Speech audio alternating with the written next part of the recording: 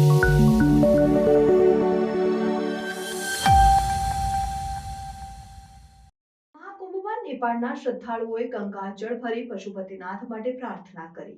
મહાકુંભ મેળો 2025માં પ્રયાગરાજના ત્રિવેણી સંગમ ખાતે નેપાળથી આવેલા હજારો શ્રદ્ધાળુઓએ પવિત્ર ગંગાજળ ભરી માતા ગંગાને પ્રાર્થના કરી અને મન્નત માંગી। આ ગંગાજળને કળશમાં ભરી નેપાળના પ્રસિદ્ધ પશુપતિનાથ મંદિર મોકલવામાં આવશે, જ્યાં તેનું પૂજન અને અભિષેક કરવામાં આવશે।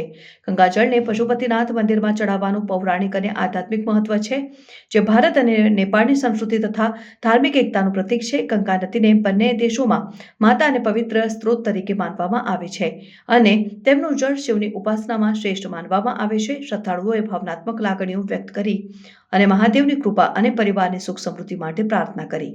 તેઓએ જણાવ્યું કે પશુપતિનાથ મંદિરમાં ગંગાજળ ચડાવવાથી જીવનમાં શાંતિ અને ધન્યતા પ્રાપ્ત થાય છે। ગંગાજળ ભરતા પહેલા શ્રદ્ધાળુઓએ પૂજન, દીવાબત્તી અને પવિત્ર મંત્રોચ્ચાર કર્યા।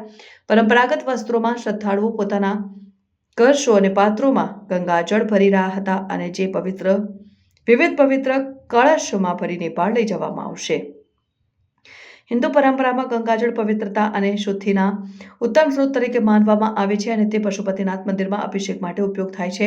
મહાકુંભ અને પશુપતિનાથ વચ્ચેની આ આધ્યાત્મિક યાત્રા ભારત નેપાળ વચ્ચેના ભવ્ય સાંસ્કૃતિક બંધનનું પ્રતીક છે। અગણિત શ્રદ્ધાળુઓ વર્ષોથી આ પરંપરાને જીવંત રાખી રહ્યા છે, જે દર્શાવે છે કે આ બે દેશોની ધાર્મિક એકતા કેવી મજબૂત છે।